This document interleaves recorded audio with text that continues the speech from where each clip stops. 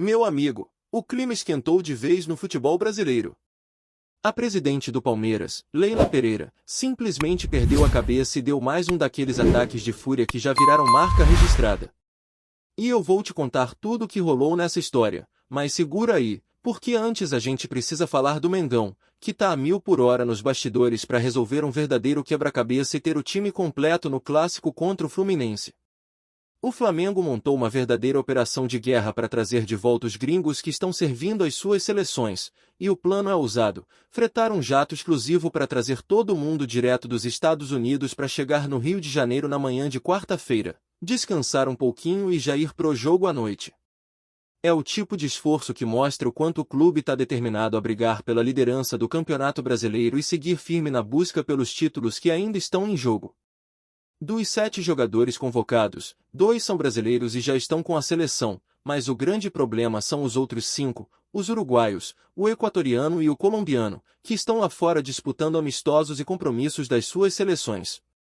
A diretoria do Flamengo está fazendo de tudo para não perder essas peças fundamentais num jogo tão importante. Afinal, o clássico contra o Fluminense pode definir muita coisa nessa reta final. O Mengão tá na caça ao primeiro lugar e o Fluminense luta para continuar entre os classificados para Libertadores. É jogo grande, de peso, e o Flamengo não quer deixar escapar nenhum detalhe. Enquanto isso, a torcida vive aquela expectativa gigante pela volta do Pedro. O camisa 9 está se dedicando ao máximo na recuperação e já vem fazendo trabalhos em campo com o fisioterapeuta e o preparador físico. O clima é de confiança total. A ideia é ter o artilheiro à disposição já contra o Fluminense, o que seria um reforço e tanto para a equipe. O clube montou uma força-tarefa só para acelerar o processo de retorno dele, pensando não só nesse clássico, mas também nos jogos contra o Bragantino, contra o Atlético Mineiro e, claro, na grande final da Libertadores da América, que vai agitar esse mês de novembro. O foco é total, e o departamento médico está trabalhando dia e noite para deixar o Pedro 100%. Agora, enquanto o Flamengo corre atrás de soluções e trabalha sério, do outro lado tem dirigente reclamando e jogando para a torcida. E aí entra o show de Leila Pereira, que mais uma vez resolveu colocar o nome do Flamengo na roda. A presidente do Palmeiras ficou indignada depois do julgamento no STJD e foi para a internet soltar aquele desabafo cheio de indiretas. Tudo começou por causa do caso do jogador Alan, que deu uma entrada dura, quase criminosa, no Samuel Xavier, do Fluminense. O tribunal decidiu dar 2 jogos de suspensão para ele. Um já havia sido cumprido pela expulsão direta, e o outro veio agora com a decisão final. Só que, até chegar nisso, o advogado do Palmeiras havia conseguido um efeito suspensivo, o que permitiu ao Alan continuar jogando normalmente. Aí vem o ponto da confusão. No mesmo dia em que aconteceu o julgamento do Bruno Henrique, do Flamengo, o STJD também analisou o caso do Alan. O tribunal confirmou a punição e o jogador não vai poder atuar no próximo jogo, justamente contra o Santos. E foi aí que a Leila perdeu o controle. Ela foi para as redes sociais dizer que o Palmeiras está sendo prejudicado, que não é justo, que o clube sempre respeitou as instituições, mas espera o mesmo respeito de volta. E ainda mandou aquele discurso dramático, afirmando que um atleta cometeu uma infração grave, continuou jogando por 2 meses, fez gols e decidiu partidas, enquanto o Alan, que seria um réu primário, pegou 2 jogos e teve a punição mantida em apenas 15 dias. Segundo ela, tudo isso aconteceu justo numa semana cheia de desfalques por causa da data FIFA.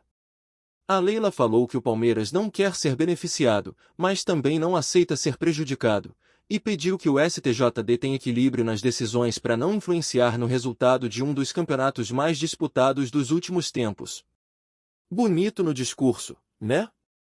Mas quando a gente olha o contexto, dá para ver que o chororô é seletivo. Porque se for para falar de decisões atrasadas, tem caso de jogador de outros clubes que está há mais de 1 mês esperando o julgamento e continua atuando normalmente. E nisso, silêncio total da presidente. A verdade é que o Palmeiras tem sido bastante favorecido em vários momentos da competição. Basta lembrar que o caso do Vitor Roque, por exemplo, segue enrolado há tempos no tribunal e ninguém fala nada.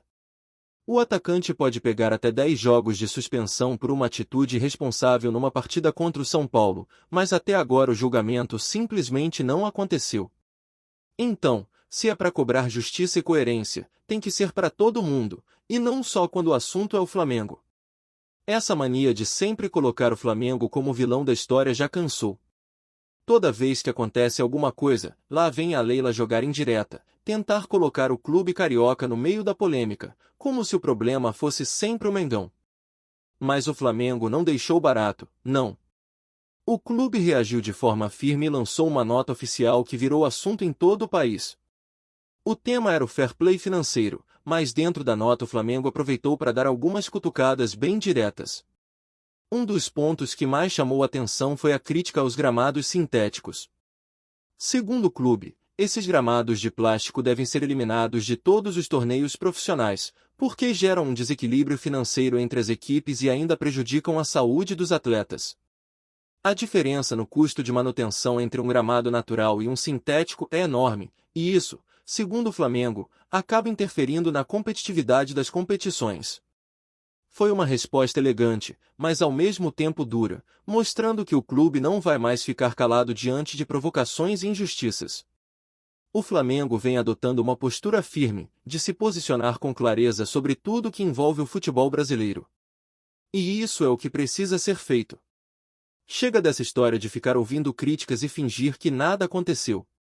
O Flamengo é gigante, tem voz e sabe muito bem o peso que tem dentro e fora de campo.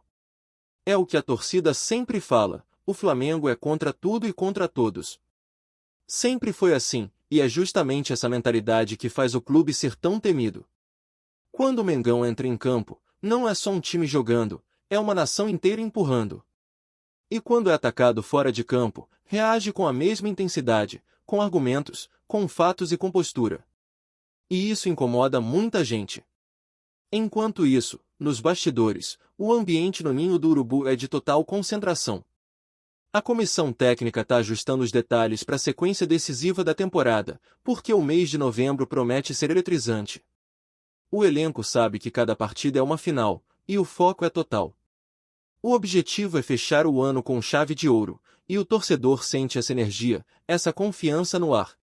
Mas calma que ainda tem mais história para contar, porque nem só de polêmica e bastidor vive o noticiário rubro-negro. O nome de Gabigol voltou a ser assunto forte.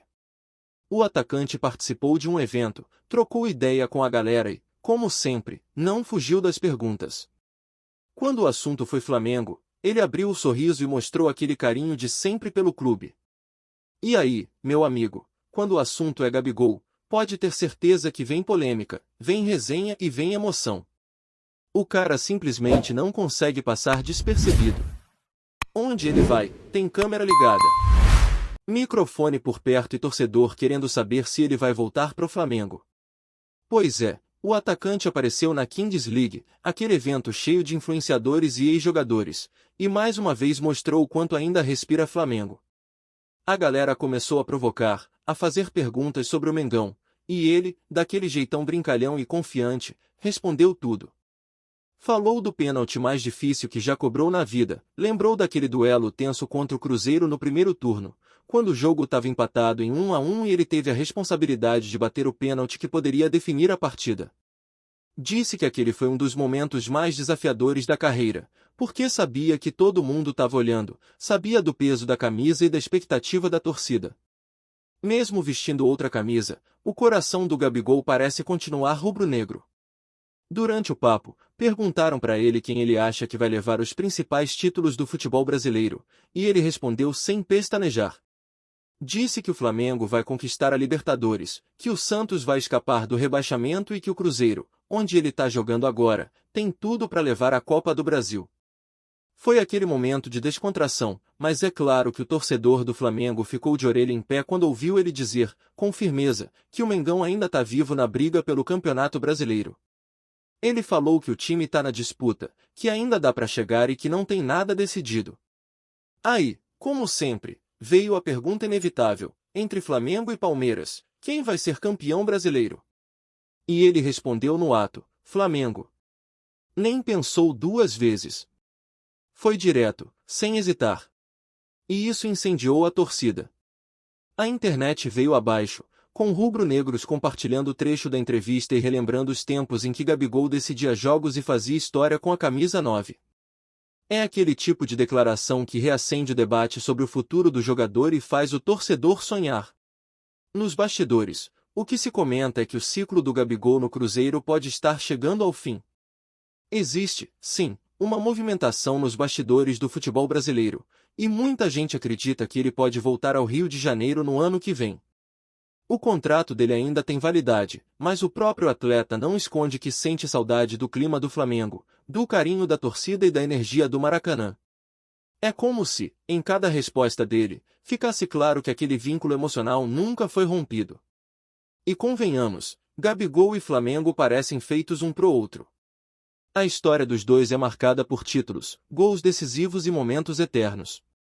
Enquanto isso, o Flamengo segue com o foco total na temporada. O time trabalha em silêncio, mas com intensidade. O clima no ninho é de confiança, mesmo com todos os desfalques por causa das convocações. O treinador vem testando alternativas, ajustando o esquema e preparando o grupo para enfrentar o Fluminense, um rival que sempre complica.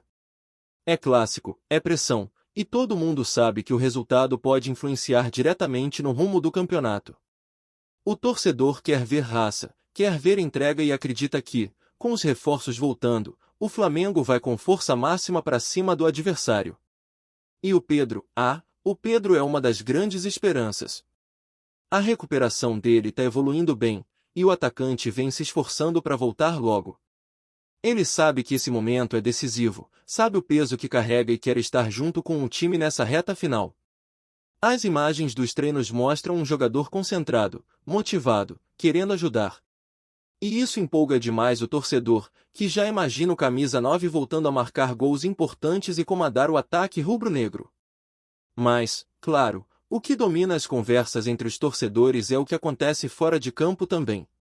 Essa troca de farpas entre dirigentes, tribunal e clubes virou uma novela interminável. O torcedor está cansado de ver briga de bastidor, enquanto o que deveria brilhar é o futebol dentro das quatro linhas. O que o Flamengo tem mostrado é uma postura madura, de quem entende o tamanho que tem e sabe se defender. Não adianta querer colocar o clube como vilão, porque hoje o Flamengo é o time mais estruturado do país, o que mais investe, o que mais atrai olhares e, por isso mesmo, o que mais incomoda.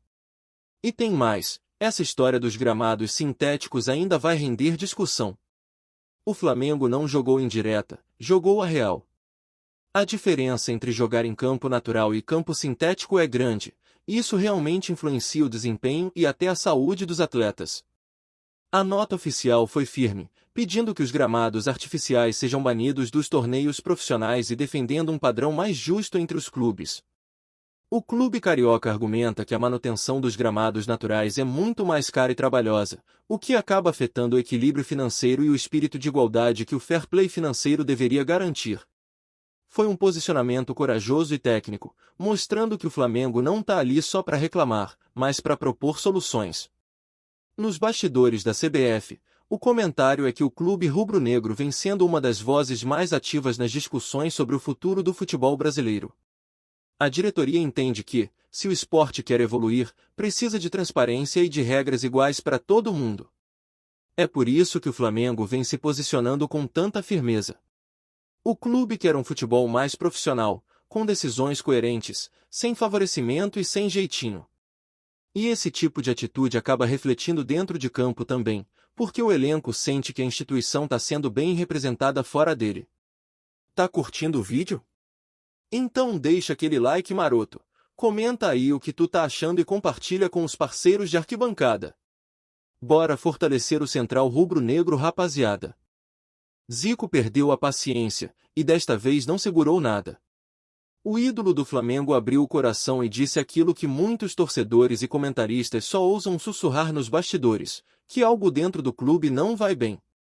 Fontes próximas ao Galinho revelam que ele estaria indignado com a falta de profissionalismo que teria observado nos últimos tempos, tanto dentro quanto fora de campo. Segundo relatos, Zico não se contentaria mais com explicações superficiais ou com desculpas fáceis após resultados ruins, e sua frustração estaria prestes a virar um alerta público.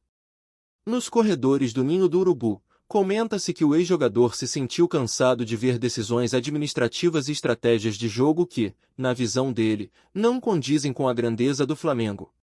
Amigos próximos do craque garantem que ele teria questionado treinadores, diretoria e até jogadores, apontando falhas que, segundo ele, comprometem a identidade vencedora do clube. Ele não quer apenas criticar, quer sacudir o clube, disse uma fonte reservada, sob a condição de anonimato. E a percepção é que Zico está prestes a romper o silêncio que manteve por anos, trazendo à tona verdades que ninguém tinha coragem de expor. Além disso, rumores indicam que o ex-camisa 10 estaria insatisfeito com a gestão de contratações e com a falta de compromisso de alguns atletas, que, segundo ele, não demonstrariam a mesma entrega que os ídolos de outras épocas. Nos bastidores, o clima seria de tensão, e aliados de Zico já teriam sugerido uma espécie de intervenção moral, uma tentativa de reacender o espírito de vencedor dentro do clube. Torcedores fiéis teriam recebido mensagens enigmáticas do ídolo, levantando ainda mais especulações sobre declarações que podem abalar a relação entre torcida, elenco e diretoria. Se é apenas um desabafo ou o início de um movimento mais incisivo, ninguém sabe ao certo. Mas uma coisa é clara, Zico não está disposto a ver a história do Flamengo ser tratada com descaso. A expectativa cresce, e cada declaração sua agora é aguardada com atenção redobrada. O burburinho está instalado, e os bastidores do clube prometem cenas que podem mexer com toda a nação rubro-negra. Entre críticas veladas e provocações abertas, uma certeza surge: o galinho não se calou, e quando Zico fala, o mundo do futebol escuta. É isso, família. Valeu demais por acompanhar até aqui. Se ainda não se inscreveu, tá moscando, hein? Ativa o sininho para não perder nenhum papo de Mengão Raiz. Aqui é Central Rubro Negro, aqui é Flamengo até morrer. Tamo junto!